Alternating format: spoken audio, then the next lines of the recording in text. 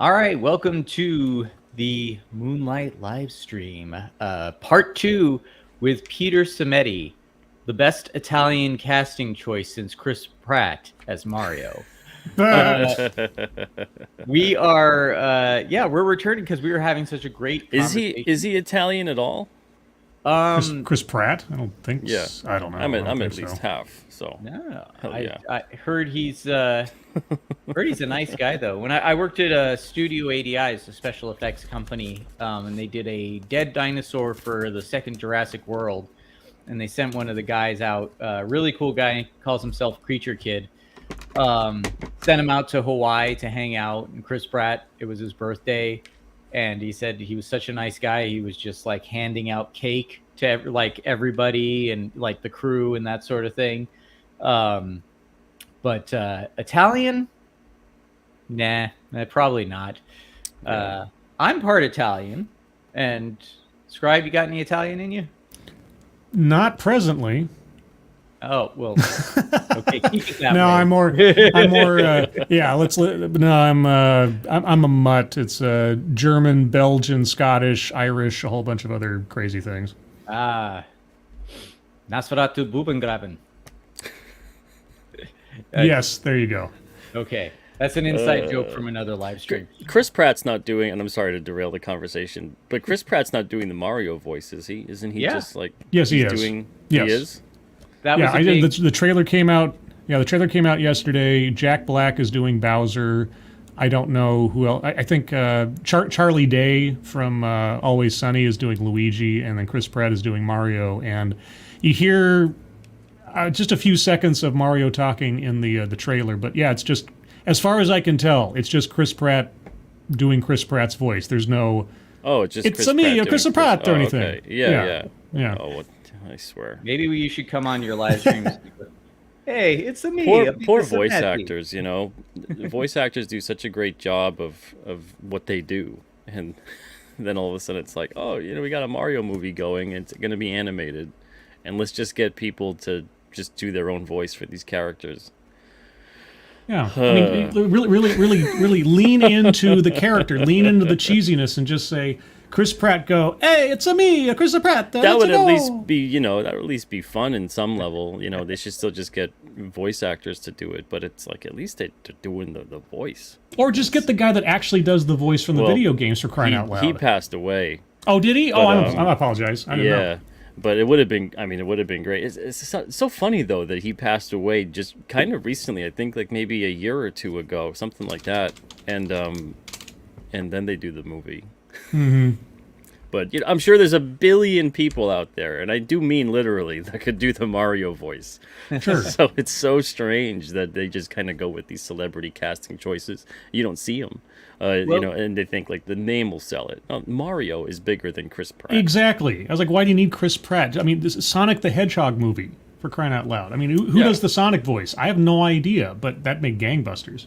Right. And this is actually, you know, a good point in terms of, it's just, as an independent filmmaker, I gotta say, you know, it's one of the most frustrating things where you're, you know, who do you have for it? It's what like happened to wanting to disappear into the role? Yeah. Mm-hmm. You know, to be an actor and then, no, the character is bigger than me. You know, I disappear into the role. I don't want them to just see me or hear me when I'm the role. I want to be gone. I want to vanish, you know, and just be this other entity. Well, this is, you know, and I think this is a good way to segue it into comics is, you know, the talent in terms of filmmaking is always how they get the funding. It's like the first thing they want to know, you know, who do you have? Who's your name before they'll fund it? Because for them, that's the biggest guarantee of making their money back. But as you point out, you know, it's like with Sonic the Hedgehog or Mario Brothers, yeah, they're bigger than that. And not only that, what was it with the Transformer movies? They got the voice actors from the original animated show to Yeah. The be. only thing I wish with that, and even though like no one would ever even know it if you didn't tell them, with Hugo Weaving, I love Hugo Weaving, but why was he Megatron? They distorted his voice to a point that you didn't recognize him as Hugo Weaving, and then you could have just got Frank Welker to do the Megatron voice. He still does voice acting to this day, so I thought that was kind Exactly. of strange. But Yeah. Exactly. Well, this, also when you have friends in Hollywood, it's kind of like, hey, can you get me in yeah, to this? And it's another credit to their name. And I was on the Pop Culture Minefield live stream earlier on today, and we were talking about how there are really no major movie stars anymore. There's still a certain amount of celebrity, but I made the joke. I'm like, celebrities these days, because we were talking about Chris Pine. Yeah, this was. I swear I'm going to come back around to this, but we were talking about Chris Pine, talking about. I get the two of them confused all the time too, Yeah. by name, not by face or anything, but by name. Yeah, but Chris Pine was talking about Star Trek and how Star Trek could be made for less money and still have a great movie that could be profitable. That they're trying to make it another tentpole and spending too much money on it. Somebody commented, well, he's talking more like a producer. And I said, yeah, because actors these days are not movie stars like of old. Now they've got to think like producers. They've got to manage themselves. And I said, it's kind of like the, girls who manage their own OnlyFans. It's like they have to pay attention to their brand and their next job and that sort of thing. So you get people who, yeah, they're looking for the next credit. They've networked, they have friends, I get to attach my name to Mario. It's like, it's all this politics. And then really what it boils down to still is, especially with kids, is it good? And I happened to work a night job at a movie theater at the time of the Sonic the Hedgehog movie coming out. And my God, that movie just got little kids high. They came out of the movie theater like almost every time a movie let out, there was one kid that was like walked out crying with a bruise on his head because he decided he was Sonic and ran headfirst into a wall or a hand railing or something. Got a like somersault first, kid. Yeah, exactly. It was just, but they weren't thinking about who's in it. So yeah, you're absolutely right. And I think that, Yeah, for kids, they don't care about your name recognition. They don't know who the hell you are. yeah, So Tom is Hanks- this an argument to bring back the studio system where you just have like the president at the top and the actors are just like the stable and there's no you want the studio system back? Oh no, absolutely. Hail Caesar. My favorite scene in Hail Caesar is when he picks up George Clooney and just starts smacking him back and forth and going like, "You're going to get your act together. We made you a star." I'm paraphrasing, but we made you a star. That's your job, is to be a star. Yeah. Go be a star. I'd like to see it just go a full-fledged, more and more indie route. Get to crowdfunding, get to people directly, really focus on story over who the cast is, all that kind of stuff, Well, now as an attempt at a segue, is that kind of what we're talking about the comic book industry? Is that kind of like what led to Image Comics kind of creating? Because Marvel and DC were effectively studio systems. They had these 4 contract hires and everything, and they got sick of that because they weren't getting enough recognition or pay for their residuals on the characters they created and everything else, and so they defected into make Image. Is Image is that situation sort of just reflective of what we're seeing? It's not the same as now, because that was more like an internal studio industry thing. Now it's a cultural movement, it seems like, because of the ideologies that are pushing everybody and their brother around in the main DC and Marvel, and everybody's escaping, trying to find something new and fresh. So is there any overlap between what happened with Image and what's happening now, or is it completely separate, do you think?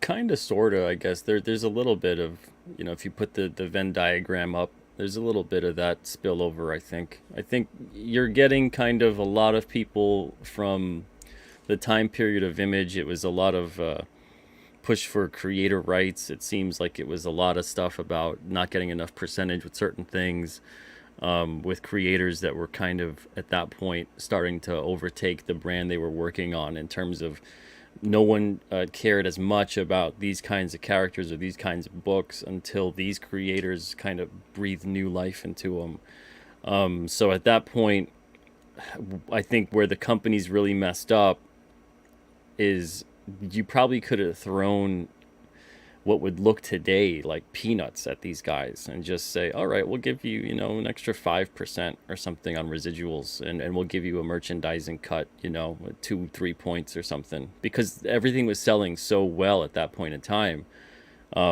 They were like, it's kind of like, and I always compare this with comics, it's like a sports team. You have your farm team, you have the team you have now, you have your management, you have the system that becomes later on management and coaches and things like that. And you have your general manager who's supposed to be picking players and putting them in the right position and playing them to their strengths. And you can't have a whole team full of stars, because not only do you have egos and people butting heads, but budgetary wise, that just doesn't work out. And you can't just have a team full of people who don't know what the hell they're doing. So you got to have everybody doing their thing. And comics is just kind of like that. It's all this creative team aspect thing. There's a lot of parts of business that are like that. But with that, if they have all these, like, this top talent, especially it was predominantly Marvel. It wasn't really a bunch of DC guys that left with a bunch of Marvel guys and then they kind of formed Image. That would have been kind of interesting. But it was predominantly Marvel players that left at that point in time. And if they had recognized, look, if they all leave, who the hell do we have to really replace them and bring in the same kind of audience? And instead, they just looked at it and went, oh, they're going to fall flat on their face and they'll come back to us. And that was such a stupid, stupid way of thinking.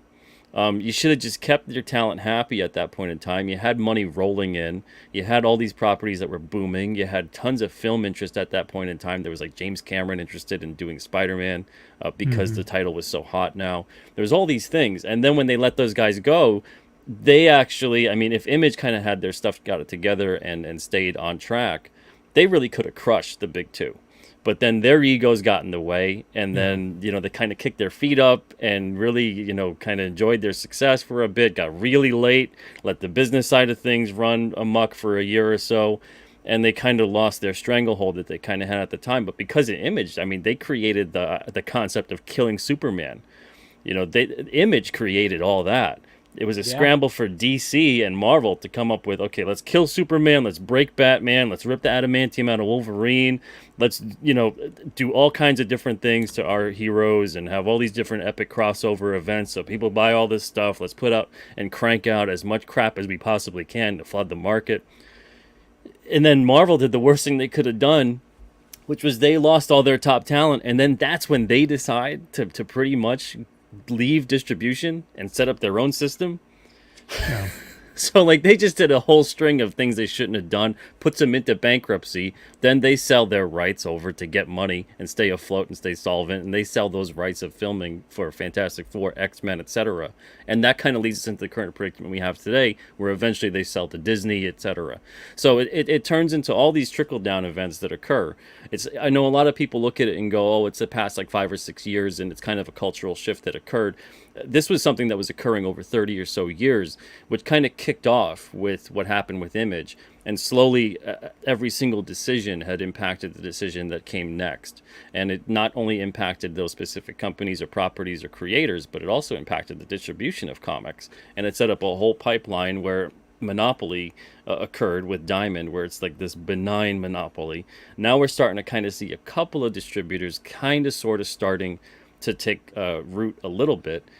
Because now publishers are leaving Diamond because of the way they've mishandled so many things over the years. I think at this point it's like Marvel with Penguin Random House, you get DC with Lunar, IDW and Dark Horse left as well.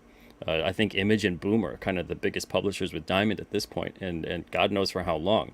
So it's one of those things where every single thing has been this domino effect of just every bad, like there's forks in the road, and they went down the wrong path. Every decision they possibly could have took, and now we have what we have today. But now we have indie creators doing the crowdfunding thing and the direct to sales, which I think that is kind of a course correction, which is great. That was what I was asked, is like, how significant are well, I mean, first off, watching what Image did wrong, outfits like you can, obviously get a lesson for free that you don't necessarily have to, pay for with your own efforts. But I was going to ask, how significant, because it seems like they're outliers, but I don't know. Ethan Van Schreiber, Eric July, their efforts with Cyberfrog and ISOM, most recently. How significant are those projects for the industry, Well, do you think? Or yeah, I are they think just going to be outliers? I think there's always going to be a couple outliers to things because Ethan and a couple others that are in his position where they worked in the industry for a couple decades or at least built a following, enough of a following to take over with them to indie. For as many Ethans as there are, there's about 100 creators that kind of have had sort of the same success in the mainstream and then tried the indie route and then never went anywhere with it. Fell flat on their face. And maybe that's from their concept, maybe that's from their marketing, their promotion, whatever it may be. There's so many it factors that maybe they just didn't have. With Eric July, I look at that and I go, Eric July is just, he's not a lesson in terms of what he's making is what is the thing that is selling it. Like, it's not that what he's making is revolutionary in terms of the artistic quality, the writing, the story, whatever it is. That's yet to be seen, really. There's people that are just now getting their stuff and they're probably going to either love it, hate it, whatever. There'll be middling results. That's just kind of the way it is for any kind of entertainment.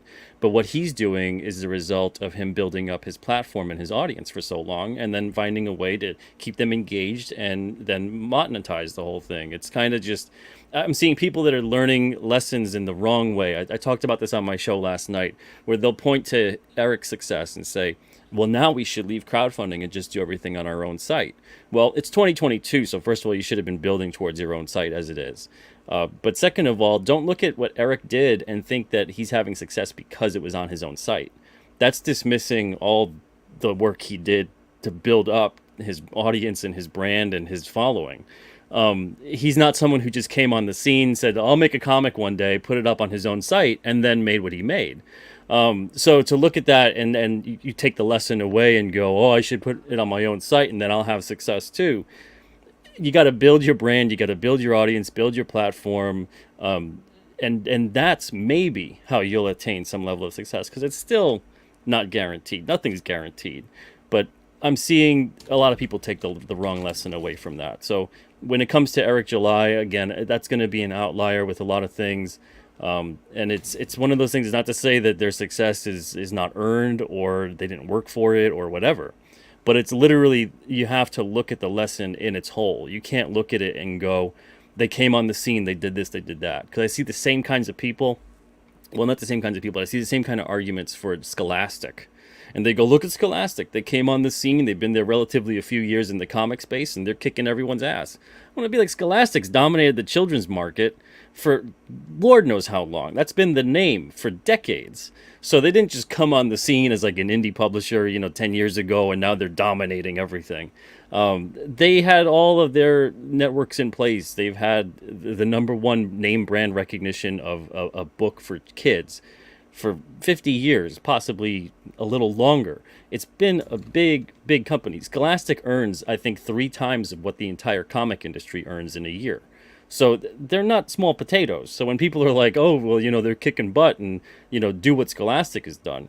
Well, you have to do what Scholastic has done and look from the very beginning. And their very beginning strategy was not comics. It was get big in a different market, similar to comics, and parlay that audience putting out that product. And it's kind of the same thing with Eric July when I look at that, is that he got his platform, his audience, everything, he built it up in an adjacent kind of atmosphere and put that out. Whether or not the success maintains, and for his sake, I hope it does. It depends on the issues 2, 3, 4, whatever it is that comes out later. But that all remains to be seen. Well, he's also not, if it's successful for a while and then it kind of burns out, or it turns out to be not that good, it's not going to kill him anyway, because he built up his audience through, what was it, like libertarian commentary. Yeah, as long as he doesn't just betray the audience off. And I don't see him necessarily doing that. And all of a sudden, if he's got people that are fans of his for a long time, if let's say they're not really pleased with the book or they don't really like the book, I don't really see him necessarily maybe burning every single bridge with the base that he's built up. But yeah, it is one of those things where he could just be like, what, I tried it, it was good, I'm gonna go back to doing whatever, and he'll still be fine, because that's not really primarily his space. Yeah, but then again, he may do well. Exactly. We don't know, and this is something that I wonder about a lot of the crowdfunders, because they have good channels, and they build up their followings that way. And again, one of the points I made last time, because we were talking about the Image Comics thing, but it's like sometimes something that worked for one thing just doesn't do anything Yeah. when you do it the next time. Sometimes it's not repeatable, or sometimes just the way that things work has changed. That certainly, as a filmmaker, happened to me a lot in the last decade. But yeah, it's definitely something that I see. I wonder what the quality of some of these comic creators is, um, or if it's more just based on the fact that people like them, so they see buying their comics continuously as just a way of keeping them going, whether they get a big thrill out of reading them or not. And without naming any names, but there are some crowdfunders that I follow their channels all the time, and they're doing really well with their book campaigns, but I hear nobody talking about their books outside of the fact that Yeah, they yep, like I've the seen that too. person. And that's not, it's not negative or positive, but you would think that if their books were really as hot as we would like them to be, that people would be talking about them Yeah, there'd be beyond that. fan art, there'd be discussion, there'd be all kinds of things like that. Yeah. Yeah, exactly. And talking about the characters, because and again, I hate to keep using movies and TV shows, but my kids are huge Stranger Things fans. And when I first got into Stranger Things myself, I enjoy the show, but because I'm a monster fan, I was like, the Demigorgon, what are these creatures? What is this universe? And I started to realize the fandom doesn't care about any of that. They love the characters. They talk about the characters. They ship the characters, sometimes in very unhealthy ways. But it's all about those characters. People love Stranger Things for that reason. But that's how I know that Stranger Things is strong. It's got a that fan Yeah, base. it starts having a life outside of the life you intended it to have within the story. Yeah. And that's, I think, as comic book creators or creators of anything, that's kind of your goal, is to see the characters take on a life of their own, and a fandom that, again, weird point to make, but it's like the war that studios are having with fans right now. The studios think that just because they bought it, that means that they own it, and whatever they do with it is canon and official and whatever. They don't realize that, no, you just bought the right to, make new material based on it, but the franchise has taken on a life of its own. And by the way, it's like if you turn a Big Mac into a pizza, Yeah. you could call it a Big Mac still. People are going to be, that's not a Big Mac. yeah, people know. And I just want to acknowledge, by the way, what's it? How do you say it? Keeverdam. Yes, okay. Thank you, Scribe. And then Yes. we've got Vinzinger, the Weeb Pillar, on here. And also my friend, Chris Young, who says brand loyalty has always driven sales no matter how it starts. Sometimes the brand is a person. And yes, that is exactly it. And by the way, I just shout out to Chris's movie that he's working on, Brimstone Saint, which I am doing visual effects for. Oh my god, it's awesome. And it like any independent creator, it's taken his blood, sweat, and tears and personal money to get it to the point where it is at the moment. And that's something that independent creators face now versus, Scribe, you mentioned, I joke about the studio system, but there is some merit to it as a creator. If you get in good with a studio system, they'll, and not so much now, but think of the old school studio system that would take care of their actors in terms of, paying them well, making sure that their publicity was taken care of, that they stayed out of scandal, would pay to have them go take dance lessons and more acting lessons and diet and all that sort of thing, versus now where, say, someone like Gina Carano, it's like you step out of line for a second, they'll throw you under the bus. Hey, Martin from Pop Culture Minefield. Hey, Martin. And that's kind of what happened with Marvel Comics and how Image Comics came to be as well. Like I said, At the if they same would, time, too, with that studio system, though, as easily as they can make you, they'll break you. Oh yeah, yeah, it's exactly. rife with abuse. I mean, and also the Yeah. amount of control they had over your life and your career and your ability to move around. Like you couldn't pick your own projects, you couldn't do your own stuff. You were beholden to the studio. They almost literally owned you. I mean, there's unless you were like a major superstar who could conceivably step out of the bounds and the press and the public would be at your back rather than the studio. You didn't have much power. So yeah, there are benefits to the studio system for the studio, and conceivably for some actors who got benefits from the studio as long as they paid it back in their labor, blood, sweat, and tears. But it also restricted their ability to move and create on their own. And I mean, so like I say, similar to what was happening with Marvel ahead of Image, is the contracts and the work for hire and all that other stuff. They didn't really have any options. It was either this, our way or the highway, because Marvel and DC were like the only places to go if you wanted to be a comic book artist. Yeah. Now that's changed, but I had a question, and I was going somewhere with that. There was a pathway to a destination, but now I've lost it. So I'll hang back a second until it come back to me. Well, I mean, it goes back to, like I said, the Chris Pine thing, where I was saying actors now have to be their own producers, and yes, so they have more creative freedom. And was it the Three Amigos made good commentary on that, as well as what happens when you go against the studio. But it's one of those things where, you kind of, you're out there in the wilderness now. There's kind of almost a Wild West aspect to entertainment again, in the sense that, you've got crowdfunding, and who knows, crowdfunding, I think, is going to turn into something else. Yeah, that's why we have a lot of pioneers and trailblazers. It's the same thing. So it's a lot of uncharted territory. And we've got a gold rush, and a lot of people just head to the wrong territory to mine for gold that isn't there. It's definitely that way for actors, and it's definitely that way for comic companies. And you mentioned Diamond, like you said, it was kind of a benign monopoly. Yeah, that's absolutely true.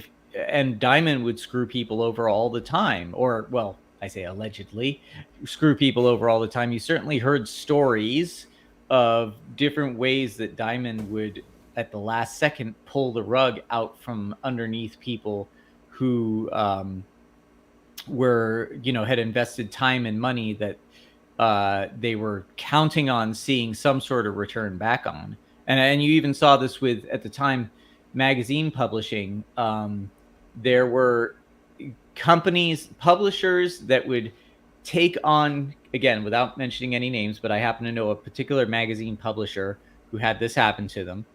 They were doing well in their small market, and then a larger magazine publisher that had a competitive magazine with them said, "Hey, we like what you're doing, and we want to kind of expand this culture. Let us publish your magazine for you. And we'll take a small cut, but you'll have our audience." And they went, okay. And at the last second, they found a reason, after they'd paid for printing and all that sort of thing. They found a reason to go, oh no, we can't put this out like this. And then they canceled on them, and it ruined them. And I was like, you guys were had. You guys were that was absolutely deliberate. They tricked you into getting yourself into a position where they could take you out as a competitor. And now with independent publishing, I think that that's one of the things, I think we brought this up last time, that's terrifying.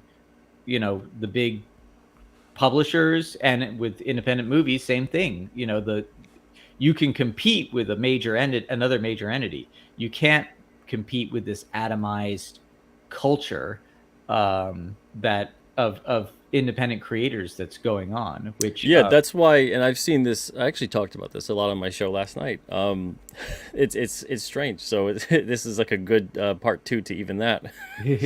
So there's a lot of decentralization going on, which is great. But with decentralization comes a leveling of the playing field, and with leveling of the playing field becomes more competition.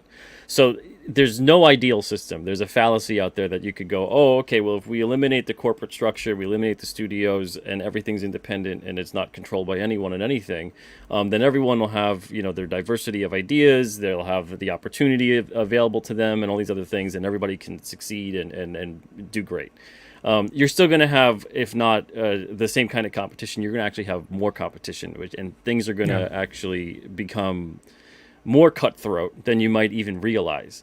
I don't know if they'll become more cutthroat than the corporate structure, but of course, people that are doing well will do better than what they were doing in the corporate structure. But there's still going to be even more people who are going to be jaded by that new system, even though it's not a system. It's a decentralized system, so there's no real system to blame. But it's all about you getting good. It's all about putting in the work. It's all about the things that people don't really want to hear. It no longer becomes who you know, even though there's things that will elevate you still in networking. So who you know will always help you out. But your skills will have more of a chance to shine through, which means you have to get better. You have to put in that time. You have to put in that work. You have to pay your dues. You got to get out there. And whatever you are and whoever you are, you have to lean into it as much as you can. You can't do the thing that people say nowadays where like, oh, you got to go find, what works for you and then keep on trying something else and see what sticks and that type of thing. You got to figure out who you are. You got to really hone in on that, become a master of that, an expert in that kind of a thing. If you're into horror, if you're into sci-fi, if you're whatever your passion is as a storyteller, as a creator, I'm talking comics right now. If you love to write horror, if you love to draw horror, get really good at it. Be that go-to person, because you are going to stand out among everybody else who's trying to do this idea, that idea, the other idea, hoping that something sticks along the way, hoping that something kind of rings true with their audience. But a lot of the times, and you'll talk to a lot of creators out there, you probably already have, that the worst thing that can happen to them, and it often does, is the thing that they were trying to when they were trying to figure stuff out, the thing that they cared the least about actually was the thing that took off with audiences. And now for forever, they are branded with this thing that they were like, oh Lord, I just did this to like pay a bill that time. And now they're just known for that. And you got to stick with it because that's your audience now. Because now when you do what you really want to do, all of a sudden your audience is like, we're not there for that. What the hell is this? Yeah, so, I just saw a documentary on Frank L. Baum, the author of Wizard of Oz. There were years that went by between the first book and the other books because he didn't want to do it anymore. But it was the only thing that sold, so he ended up doing like 17 parts of this story that he never wanted to do anything more than. Every other endeavor he went after completely failed. And like the Nostalgia Critic or something, who like had that one character on Channel Awesome. And then he wanted to stop doing it, and then nobody would watch him again after that. And he's like, oh no, and he had to go back and start doing it again. It's kind of sad in a way. It's kind of like Greek tragedy, but that's just the way the cookie crumbles. And I think that's why those books got kind of far away in some ways from the original. They became more commentary on society and a lot of allegory in them, and there was already a bunch of allegory and metaphor inside the first one, but they became even more so that I think he was trying to find ways to work in stuff that he still kind of cared about while putting them in the context of something that sold. And that's kind of the way to really go about it too.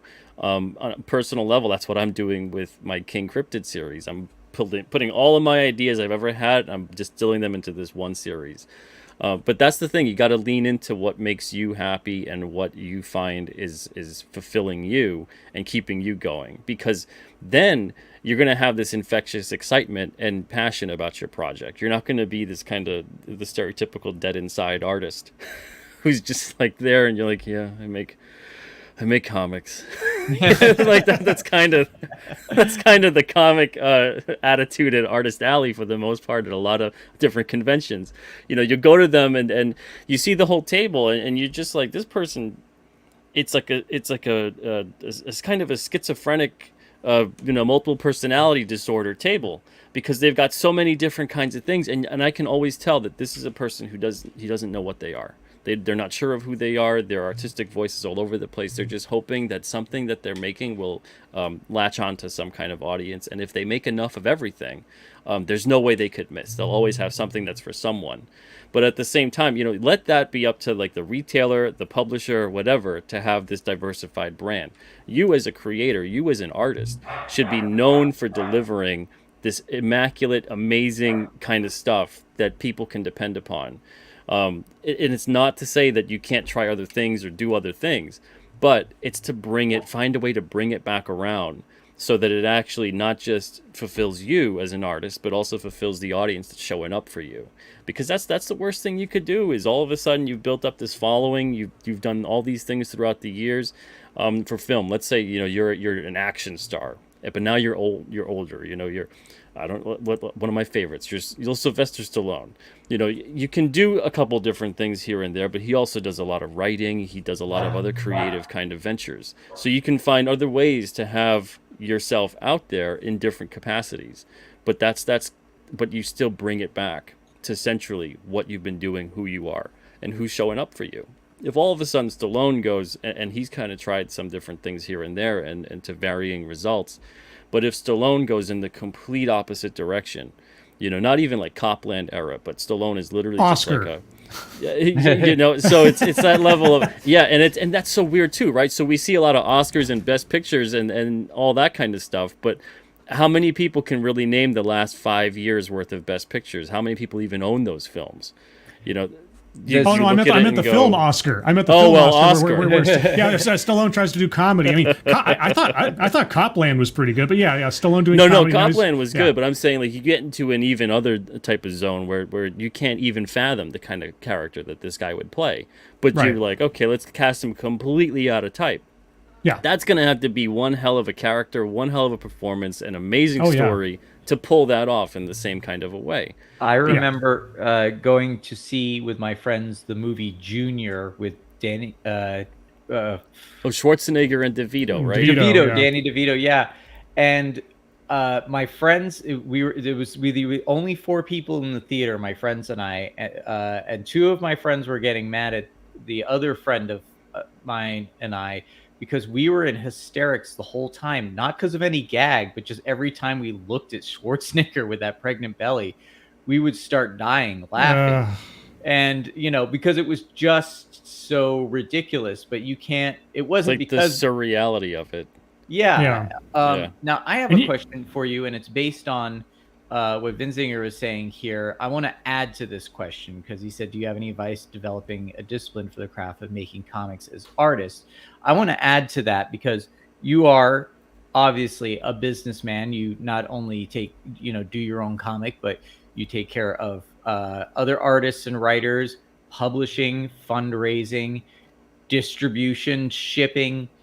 I'm finding as a filmmaker, and actually I was kind of, now since our last conversation, I've kind of been a little bit reinvigorated about comics and been thinking about that in ways that good. Not all hope is lost. Well, it's not to go off into the reeds, but there's definitely a lot to filmmaking that isn't fun, and I've been trying to reorganize what I love about filmmaking the most into going like, okay, how do I distill that into something that I can do and be happy with, and I'm not dealing with all the other bull of filmmaking, which is honestly too expensive, not profitable, but there are things about it that I love doing. But my thing is, and what you were saying about the Artist Alley tables kind of speaks to me, because not so much because I don't know who I am, but there's so many different variations that I want to try.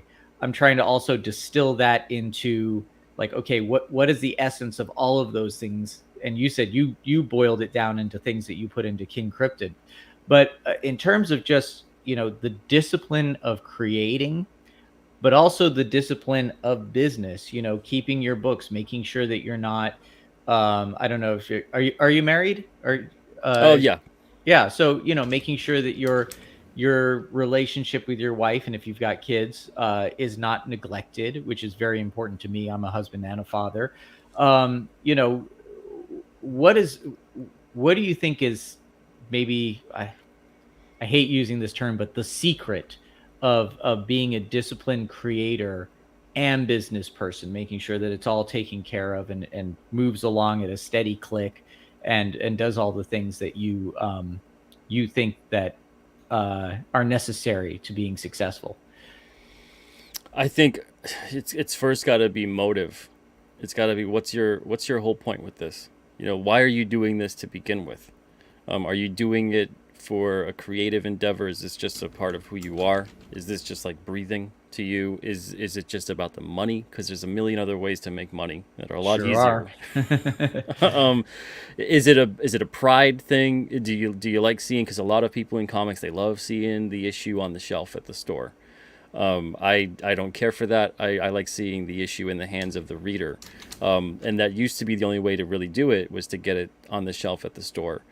And then you'd know that, okay, maybe someone will come and pick it up. But now it's unbelievable with the way you could sell direct and do crowdfunding, your own website, whatever it may be, and then you get the feedback directly from the reader. It's an instantaneous letters column, to just interact with people on social media about your book. Or is it like all of the above, which it really kind of should be all of the above if you want to run something successfully in some way. Because if you're just driven by your creative pursuits, you're going to go all over the place. You're going to be directionless for the most part. If you're just driven by money, it's going to be this cold, weird process where you never really even understand why people like what it is that you're doing. And you kind of won't even understand why you're doing what you're doing. Why are you telling this kind of story? It's like, I don't know. I hope it makes money. So it just becomes this big, weird, cold, awful thing. And then if you're doing it because of the fact that you're sitting there and saying, well, it's a matter and a point of pride, I think that one falls the quickest, because there is no pride to be had by just making something. There really isn't. And in comics, we love to say it's a miracle just to make the comic. Okay. that's like, it's a miracle to go to your job, is what they're saying. It's a miracle to just be able to do something that makes any kind of money or spends your time in any kind of way. I mean, that's literally, you could just say, well, it's a miracle to be breathing today. And in some ways, yeah. And in other ways, it's like, yeah, you and every other thing that has ever existed on the face of this planet. So how great of a miracle really is that? Like, you're aiming a little low for miracles. So when it comes to being in the comic industry, if you're of the mindset of like, it's just enough to have made it, just to make the book, you don't go into business of making comics. Just make the comic then for yourself. Do something else to make money, to have as a job, and just make your comics, make your stories. But if you want to actually get into the business side of it, if you want to be fulfilled as a business person and as a creative person, you have to treat it in a serious way, and you have to look at it in terms of what fulfills you in both ways. So you really have to sort out what your motives are. Yeah, I was once in an audience for an author named Steve Martini. And this is a guy who has written a series, or is most well known for writing legal dramas and things like that. I think somebody called like a poor man's John Grisham in a way, but I don't think he probably described himself as that. And I was attending this talk of his back in college when I was this wide-eyed English major with creative writing dreams in my head and everything. And the first 20, 25 minutes of his talk, he just went through the business. And he talked about how his first book was this, and that he made it on this, and the research he did for this next book was this. And boy, oh boy, does he wish he was Anne Grafton, who came up with the whole ABC murder mystery series, because she's got at least 26 books that she's already set up for without having to work too hard. On and on. And after this 20, 30-minute talk where he just goes into in-depth into the book publishing business that I'd never really heard of before, I'm sitting there in this thing for extra credit, and my teacher for my English class is sitting about 2 seats down. And all of these sort of like starry-eyed notions about what it means to be a writer in my mind are just like slowly like ebbing away as he's talking. And I raised my hand when he asked for questions. I said, you've talked a lot about the business, but do you enjoy writing? Do you think you're a good writer? And this question seemingly completely caught him off guard. And he stops for a second, looks and says, I think I'm a competent writer, but I think I'm a better researcher. And I mean, but this is my business. This is what I do to pay the bills. This is what I do to put braces on my kids' teeth. This is my job. Whatever passion I have goes towards making a life for myself and my family. And it was so just sort of, I mean, it was obvious and so common sense, but it was also very, like I say, disillusioning about the whole art and everything else. Because, you really, if you're going to make this a career, at some point you have to kind of The set aside. romanticizing of it, you know. Exactly, the scales fall away from your eyes and everything. And it was one of the most, I mean, for me at least, it was one of the most revolutionary moments in my. I can't say career as a writer. I've had an affinity for writing during the course of my entire life, but at least as far as my sort of wide-eyed ideas about it, and that's something that a lot of people I don't think consider when they think about writers or people that are artists. Is that, yeah, you can find those people who are just like floating Madonnas, and somehow everybody else takes care of things for them because they're the font of all the brilliance. But then you have those actual like working people. This is a job. This is an industry. This is a product I have to produce with a deadline, et cetera, et cetera. So all the fluffiness of it, all the dreamscape of it, kind of has to take a back seat to the reality, which a lot of people aren't prepared for. I think that's what drives away a lot of people that might otherwise attempt this stuff. Is when the reality of the business comes crashing in. That's when, like I say, all the glitters is not gold. Yeah, you really, man, so many things came flooding back to me when you made this point, because and Peter, tell me if you experienced anything like this when you were first starting out. But I first started doing comic books when well, first of all, I wanted to be a comic book artist. You know, I would draw Spider-Man and Spawn and all of that stuff, and they were essentially bad copies, you know, and I'd try and imitate different artists, everyone from like Jay Lee to Bernie Wrightson to, you know, H.R. Giger, not a comic book artist, but I would try and do that. But as I started to kind of find my own things that I wanted to express, and I was into like the goth punk scene, so I started this little comic called The Black Lipstick Curse, and I had friends in bands that, you know, I'd want to interview and stuff, and so I created a zine where it'd be like, you know, an interview and then a little comic. And what I found was I was starting to really enjoy kind of taking on a style that like a lot of the club flyers and like silk screeners and that sort of thing were doing, where they would like collage stuff and Xerox it off, and then you would get like the little flyers they'd hand you at clubs are like little works of like punk rock collage art. And so I started experimenting with like scanning lace into the Xerox machine, or you know, if I found a piece of Zipatone, instead of buying more Zipatone, I'd scan it into the Xerox machine and then onto transparencies, so I could do like overlays and cutouts. And then I would make these zines, and I would go and I would sell them to my friends. And the entire process of doing that, all the way to the point of like, here's the zine, oh, here's a couple of bucks for that. I can't remember how much I charged for them, but even back then, Xeroxes weren't cheap, and I didn't have any access to printing press or silk screen or anything like that. And Photoshop every once in a while. The X-Men artist Paul Smith, I knew him. He would let me come over to his house and use Photoshop sometimes.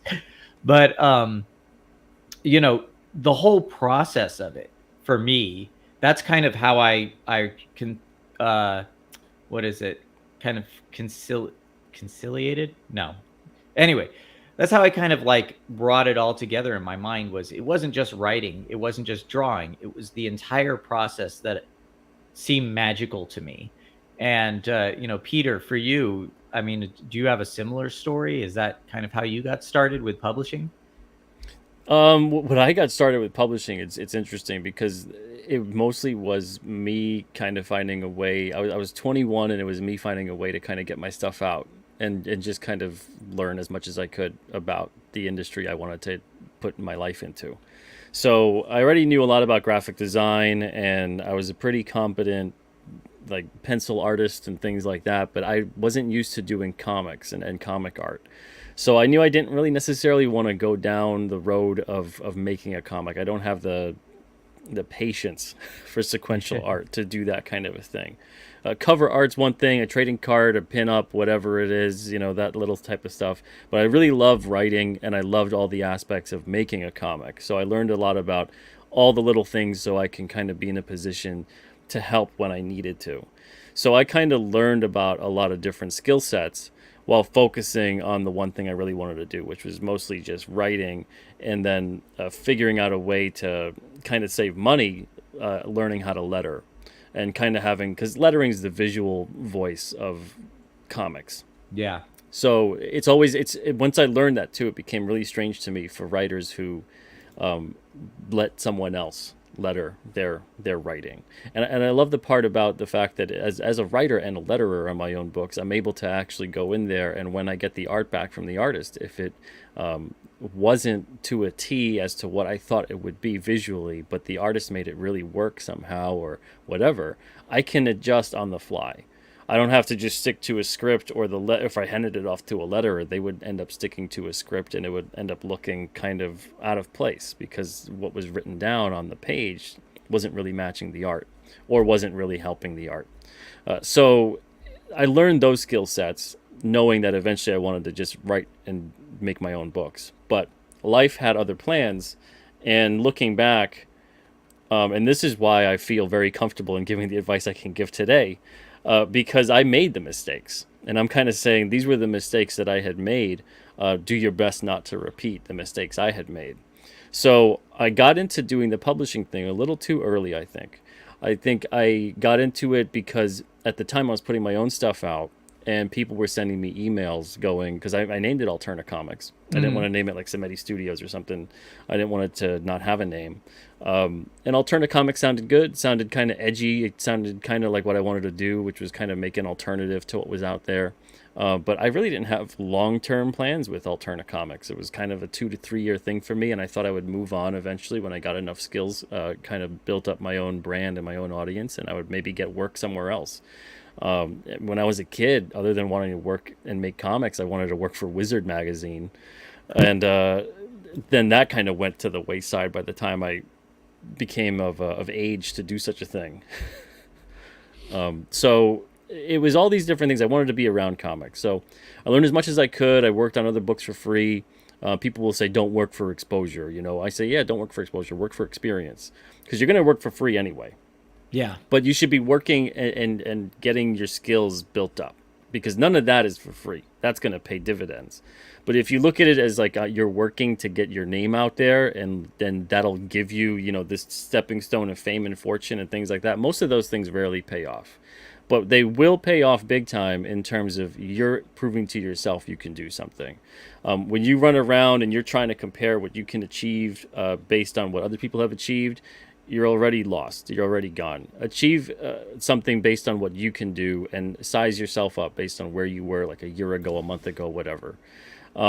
So doing my own thing with the publishing thing, I got a bunch of people coming in and sending emails and sending messages, and time again, it was like 6 months or so. I was just like, I got people coming in saying that they can't find any publishing work and no one will put them out. And even these people I thought were better than what I was doing. So I figured, well, let's just start small. And that's the only thing that I will repeat, that wasn't a mistake. Do that. Always start small. Don't just hit the ground running. Get as big as you can, and put out as many books as you can, and flood the market, and go, well, they'll come. Field of dreams scenario. That's a surefire way that almost every business is expanding too quickly will kill you way faster than anything else. There's plenty of movie equivalents of that, by the way. But go on. So that was kind of the thing that I had done, and I figured, okay, we'll start small. We'll do print on demand. We won't do distribution yet. One of the biggest mistakes that I made, that I felt like, even looking back, I had to make it, was getting into distribution about 2 years into the company. And at the time, I thought all of our problems are answered. If we could sell 500 comics on our own at like shows and signings and stuff, we should sell way more through distribution. And going into distribution, you think, well, they got this footprint of, at the time, is like 4,000 stores with Diamond. And that, we'd probably sell like 5,000 or 6,000 comics, and that wasn't the case. We probably sold maybe 1,000. We only really did double of what we had done. But then Diamond came in and took their 62%. So we actually made less than we did when we were selling direct. 62%. 62%. Yeah. 62%. Sorry, I'm gonna need to take a walk after this joke. It's worse with them, and this is the crazy part. It's worse with the book distribution, because Diamond at least wasn't on a returnable basis, and it was 62%. With our book distributors, it was 65% returnable basis. that didn't go very well. In 2020, we ended up leaving all of the distributors that we had worked with for the years, and now we're doing everything on our own. It's much better. But if we didn't if I didn't kind of do all of those different things, I never would have thought, well, this is a better avenue to go down instead, because I still would have been wondering, maybe, if we did distribution, maybe it would have been better. There still would have been that weird little thought. But I was in it, I think, a little too long. I think we should have got out of distribution probably around 2014, 2015, when I had noticed, before we did our newsprint line. We did our newsprint line in 2017. If we had done our newsprint line and just kicked it off, and we just did crowdfunding, and we didn't have distribution, and we left when distribution across the board in 2014, 2015 started turning a weird corner, where all of a sudden it was flooding the market like crazy in every possible way. Book distribution was getting so flooded with graphic novels that before you'd have a 6 month to a year time span to sell a title in the book market, you'd have like a month or two, and then you'd get flooded with all your returns. And for most companies, that would just kill you. That's it. You're thinking like, oh, good, we sold like 4,000 copies, to the book market. They'll be there for 6 months to a year, have a chance to sell, be on the market. We have a chance to promote properly. Nope. 1 to 2 months on a product like that, and you're thinking, we're going to be set for the year, we'll keep putting product out. That will cripple most indie publishers. So we should have left kind of a little earlier in some ways. So that's kind of a regret that I have. But when we did leave, it was off the back of building up, because I noticed in 2014, 2015, distribution was really failing us. So we had to build up our site store. We had to start selling directly to get to readers. Diamond directly did screw us over. So I can give you a bona fide story of this. We had 17,000 plus reorders get screwed over from us. They would outright refuse to send us a purchase order. And if we had sent anything in, they would fine you. They would actually throw out what you sent them. So you would see on the Diamond database for a vendor, you would see the orders come in of what they needed. So you could see if there was like 300 or 400 coming in on a title. Let's say number 1 just came out and it instantly sold out. Everything you had sent them sold out. They usually order what retailers tell them they want plus 10%. So if the retailers wanted like 3,000 copies over the span of whatever comic shops had ordered, Diamond would order 3,300. So the 3,300, let's say, sells out day 1. All the copies are gone from Diamond. Now it's a hot title. You promoted properly. Now you're getting like 400 or 500, which is what sometimes we would get, 400 or 500 reorders instantly day 1.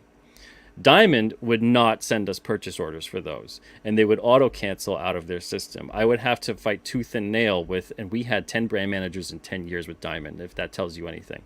I would have to fight tooth and nail with our brand managers, send us the purchase order. We're losing money, you're losing money, and the retailers are losing money. No one's winning in this scenario. And if we were going through that, I can only imagine everyone in the industry was going through that in some way, shape, or form.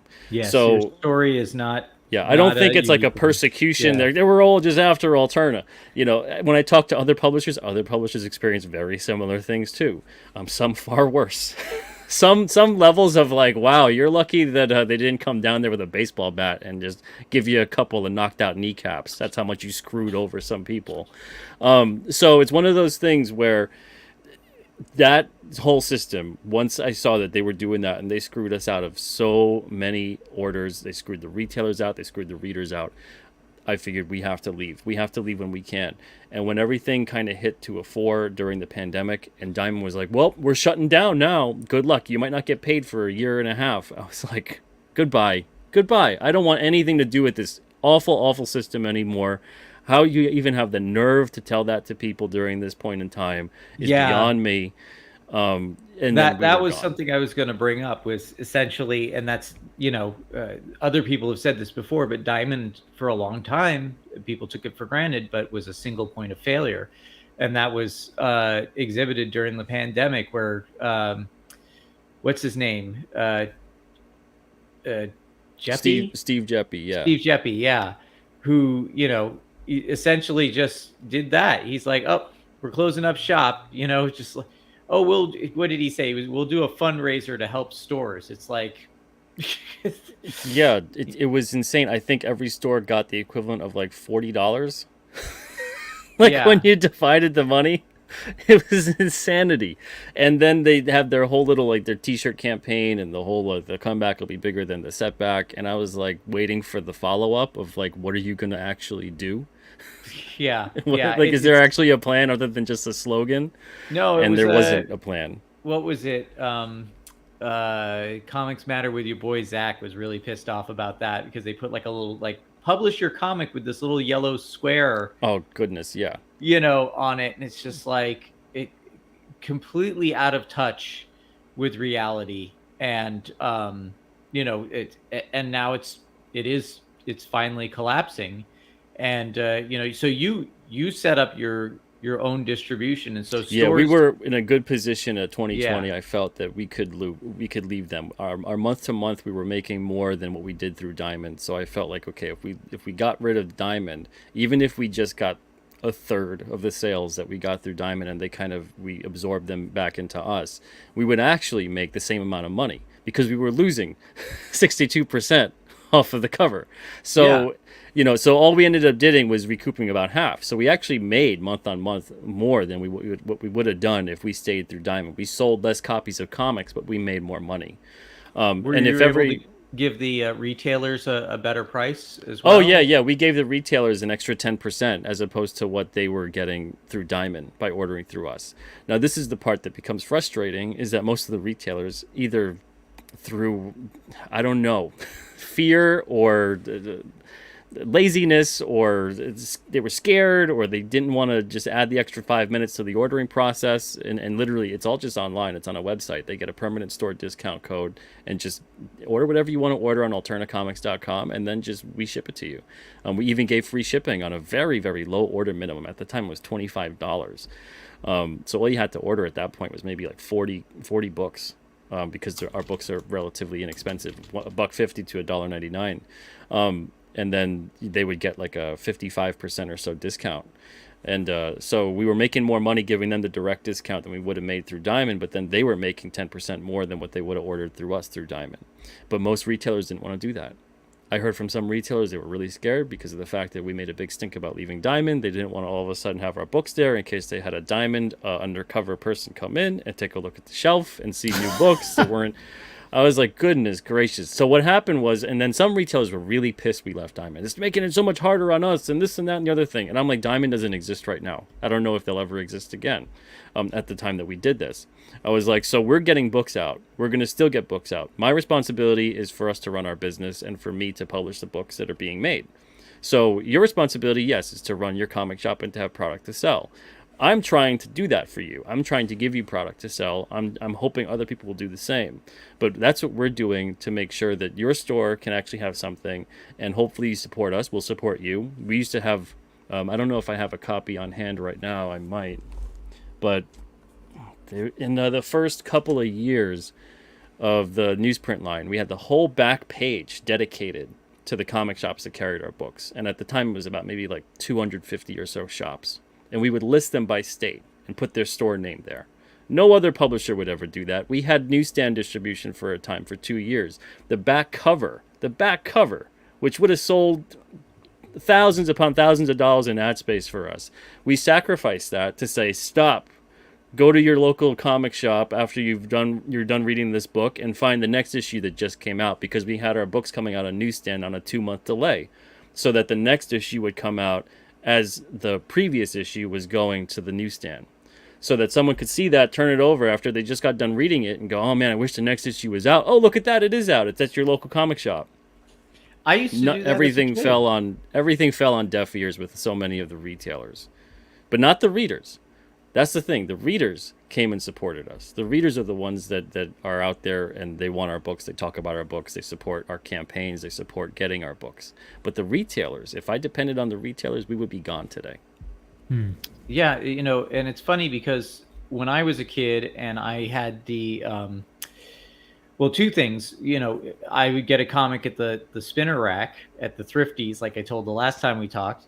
The same thing. There would be stuff about, here are the other issues that you might have missed. And I would literally, again, pre-internet, get the phone book out, see if I could find any comic book stores in a certain radius, like in the valley or whatever. And, on a weekend, make my dad drive me over to these places, which was like, walking into another universe for a kid, just wide-eyed, like, look at this place, it's like, and then there would be what I was looking for, plus some other stuff that I didn't know existed, whether it be back issues or some Chotsky thing, something like that.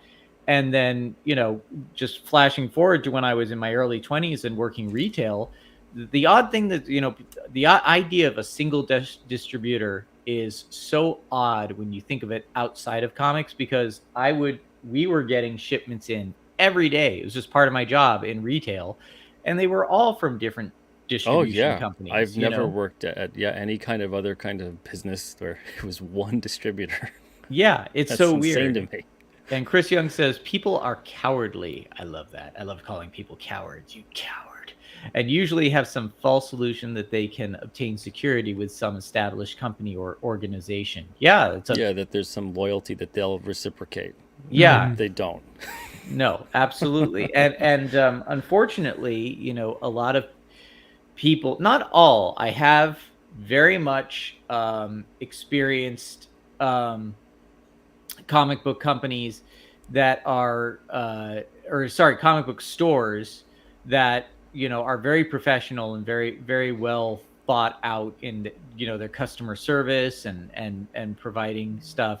But there are a lot of comic book stores that are essentially fans that just, had no idea what they were getting into. Just what it'd be cool if I just worked at a comic book store and read comics all day. Is it Harlan Ellison? I always laugh because he was like, if I wasn't a writer, I'd like to work at a bookstore because I just sit and read books all day. I'm like, yeah, you have no idea what you're talking about. It's that's like when you work in the movie industry, right? Don't you just sit around and watch movies all day? Yeah, exactly. I've worked for AMC movie theaters and Evo theaters, and it was a very educational experience. But yeah, you don't tear the tickets and then go sit down and watch a movie. That's for sure. It's a very I actually got a lot of exercise working in a movie theater. But yeah, going back to companies, not like starting small, I have a very baby steps philosophy when it comes to creating. And I think one of the hardest parts about being a creator as well is you take baby steps, you start taking bigger steps, and then you have a success. But a success in most instances, people see the big successes, but they don't see that you have your little success, like my movie, The Quantum Terror, I consider to be successful, actually more successful than I anticipated. But I'm right back to taking baby steps for the next endeavor. And that's, if you are looking for gratification, that's a tough pill to swallow. But it's necessary to understand so you can be prepared for it business-wise. Yeah, keep talking about starting out and things. When I started doing YouTube, as simple as an endeavor as it is, you don't know how complicated it is until you start doing it. Oh yeah. It's just simple things. Like I was a guy watching content creators on YouTube, and I thought, hey, I can give this a shot. And then one day, randomly, a guy who's now a good friend of mine was just inviting random people onto a live stream, which I have absolutely no current experience with at all. Hi, Christopher. Just out of the blue, just like, hey, you want to come on a live stream? Like, oh, okay. And I was talking to this guy for like half an hour. He's in Britain. And at the end, I got to know him really well. And I thought afterwards, and this is partially an inside joke, but also partially true. I thought, well, hey, if this idiot can do it, I can do it. And he's not an idiot, well, most days. But then I thought, okay, well, what do I need to do to start this? Like, well, you need to get video editing software. Like, I've never edited a video in my life. You have to get this, and this. And it was a whole process. And then once I started doing it, I was like, dang, editing takes forever. But I like editing better than I like recording my voice. And so I started doing these commentary videos, like reaction type deals. Like, okay. And then one day I'm like, hey, I'm going to try to do a true crime video because that's easy. And then you have to do research and find stock footage and try to verify your facts and get all your sources and do all this other stuff. I've done 3 true crime videos just as an experiment. And that was after almost 5 years of doing YouTube otherwise, with just other scripted content and otherwise and stuff. And I mean, there's an enjoyment in learning new things and getting through it and seeing the final product, and especially getting the reaction from people. But here's a question I wanted to ask Peter, because it goes back to what I was talking about with the guy who was the author and doing it for a business. If you have a passion for something, but then you run into the realities of the business and everything else, and maybe you've already answered this, because admittedly, I've because of work stuff, I've had to go back and forth a couple times now, but do you have any insight or tricks to maintain your passion for the thing through the trudge and the sludge of the business aspect of it, or is there a way to combine those? I guess I don't know. I don't know what I'm asking. All right, so you're asking, I'm guessing that you're asking this, if you meet such adversity in what it is that you're doing that you absolutely love to do, that's your passion, how do you find a way to still get fired up about it and still care about it and not just run into the woods? More or less. Yeah, done. still maintain it through the mechanics of trying to turn it into a business or a career. That's honestly, that's going to be, for me anyway, that's, if I'm giving advice on that, it's going to be something that every single person has to dig deep. It's going to be a different answer for everybody, and I don't think there's a right answer, to be perfectly honest. I empathize with people who go through that, and if you meet such adversity that you're like, that's it, I'm done. I get it 100%. I'm not going to be like, oh, you're a quitter, and you gave up too soon, or you did whatever. If that's where you're at, because I don't know, admittedly. Now, if it's the first sign of adversity that you've been through, I'll be like, all right, okay, well, you know what, you should kind of give up anyway, because this isn't for you. You don't have the mental toughness to be in this kind of a position. You need to go do something else with your life and pursue whatever does make you happy and fulfilled. But if this is something that means a lot to you, you've hit block after block, you stumbled, you're living month to month. I mean, I'm probably talking for like 95% of creative people out there right now.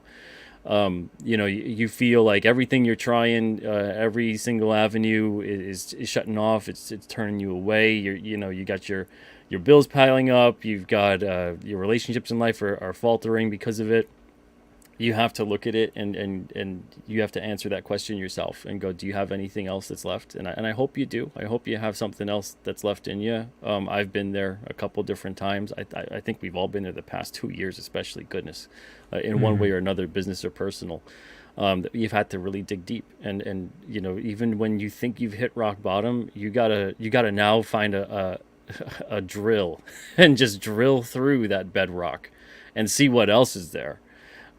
Because sometimes it just feels like that's it. What else? I got nothing left. But you have to just kind of keep yourself focused. You got to kind of take some time, step away from whatever it is that's driving you nuts in that moment, and try to do something and reconnect with you. And it might sound like a mushy, corny thing or whatever, but I was at this kind of place, not in a severe way, but I was at this kind of crossroads about a couple weeks ago. And I had to go and take a trip into the woods, essentially. I had to go reconnect. There's a place called America's Stonehenge over here. And these are like old, like megalithic, like thousands of years old kinds of structures set up by people from long ago. And just to be in the place, the energy was so different. And I'm someone that believes I'm affected and feel affected by certain energies, whether it's energies of people, energies of the environment, whatever it may be. And in New Hampshire, I'm in a place where it's suburban, but it's still relatively kind of ruralish. It's not really built out or anything like that. But there's places where you could just get lost and you could just kind of immerse yourself in the safety of civilization while at the same time enjoying being away from civilization. And this is one of those places, and it just felt like a reconnecting moment. And I really I was there, and I just took it all in, and it was insane to just think about how far people have come on this planet and how far we have left to go. and just to kind of reconnect. For me personally, that was what I was doing.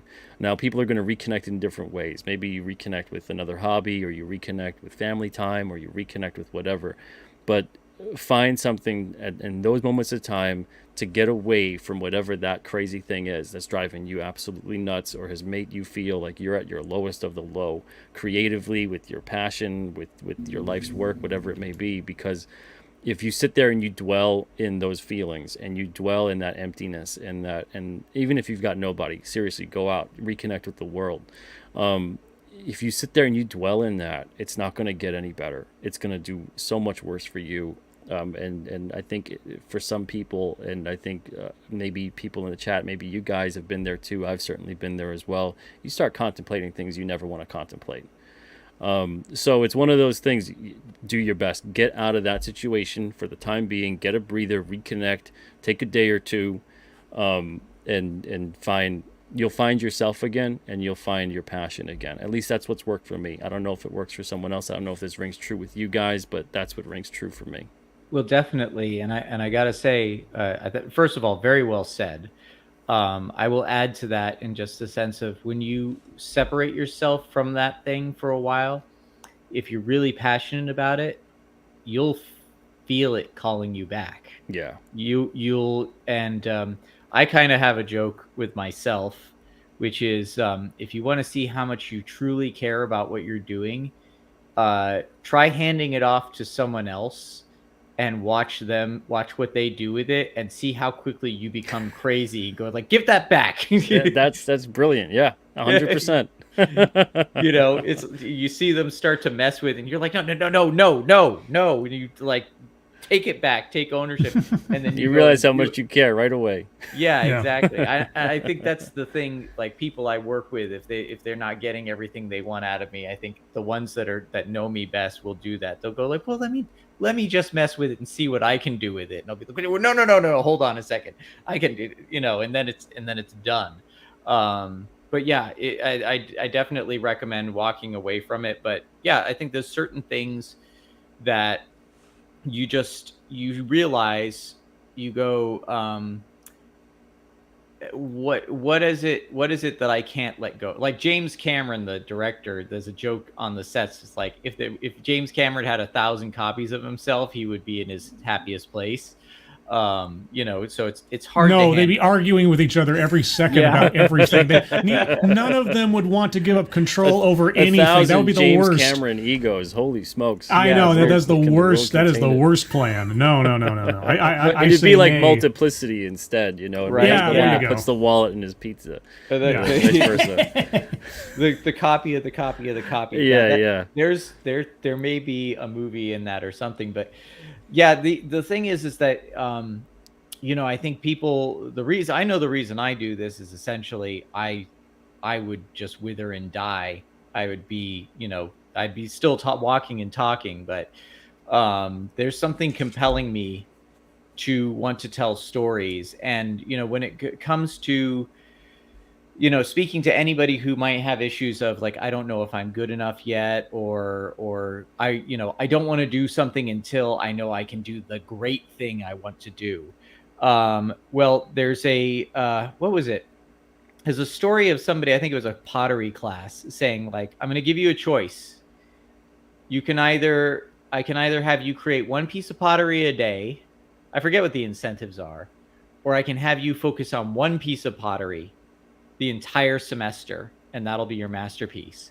And they're like, who do you think at the end of it had the best piece of pottery? It was the people who did a piece a day. It's not about worrying if you're good enough or you can create the best thing. The point is that it's you that's creating it. And with my personal philosophy is I think I'm a pretty good writer. I think I'm a good writer because I didn't try and do anything great. I just focused every day on trying to be serviceable, knowing what is required to create a serviceable story. And by a certain point of doing that over and over again, and this was Ray Bradbury's philosophy as well, who I did get to work for, and I'm very happy about that. That was a great experience. If you get good and you keep going, then every once in a while you'll hit on greatness. at some point. It's just a law of averages. Very few people are actually great. Very few people are actually original and creative. Originality is another thing that I think people worry too much about. It's like, well, I have this idea, but it's not very original. Just do it. The originality comes from you. Yep. And that's when it starts to resonate. And I think that the key to, like I said, revitalizing your passion is sometimes, yeah, definitely walking away from it, but it's just doing it over and over again, like you do with lifting weights, which I do a lot. And, I'm still working my way up to heavier weights, but you're working your way up to a heavier weight class of creativity. And It's that incremental growth. yeah, exactly. And, you may not notice it every day, but then suddenly, like again, with working out, someone you haven't seen in a while has seen your work, whether it be creative or lifting weights, and they're like, "Hey, you look good. You've been lifting weights," and it's like, and then suddenly you're like, "Well, yeah, I have." It's it's paying off, and it's like, so a lot of it is, like I said, a lot of that creative mojo, I think, and Peter, I don't know if you agree with me on this or not, but it's just so many people are looking for that instant validation, and that becomes like a drug where every time you get a little bit of it, you seek some more, but the returns diminish. Yeah, But That's if you TikTok's fault. That's TikTok's fault. That's social media, instant yeah, gratification. exactly. But Yeah. before TikTok and that sort, it's like, how many artists did I know? How many people trying to like so many artists I knew were singers in bands. And I was like, why are you singing in a band? I thought you want to be an artist. And they were like, I like being in a band. It's like, you like the applause. Because the applause are instantaneous after every Yeah. number. But it doesn't mean that you've created something that people are going to remember. Everyone claps after the end of the song. No, that mentality existed before social media, but social Yeah. media has exacerbated the chances that because social media now, TikTok and elsewise, it's now a lottery that you can see people have won by doing very little effort. And now that you've seen the evidence that somebody can do it, that they can become viral and everything else, that mentality of instant gratification, low work, big return becomes far more prevalent because people can have a belief that can actually happen. Whereas in the olden days, it's like, oh man, if I'm going to make it to Hollywood, I got to go to Hollywood. I got to do this, and this. Actually have to work.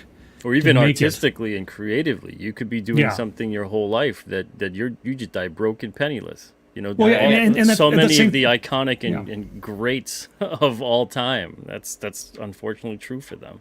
Yeah, and Now, it's also Peter- one more thing. It's also the disparity between the guy who works his entire life at a workaday job to provide for his family, barely makes anything enough to just pay the bills, and you got some idiot who does a YouTube channel and just screams at a video game for 10 minutes and then makes millions of dollars. And no shade to PewDiePie, but all the same, it's like that's the kind of thing. But that's just life. That's just people in entertainment. Well, before we go on, Peter, I just want to make sure. How are you for time? I've got 5 minutes. 5 minutes. Okay. Perfect. Yeah.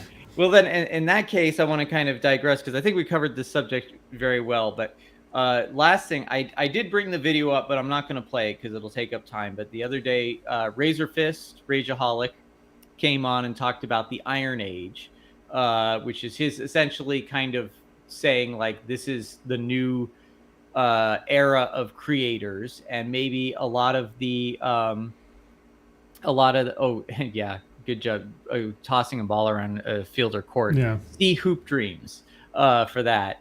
But anyway, you had said that for a while you had been saying that the comics were in a postmodern.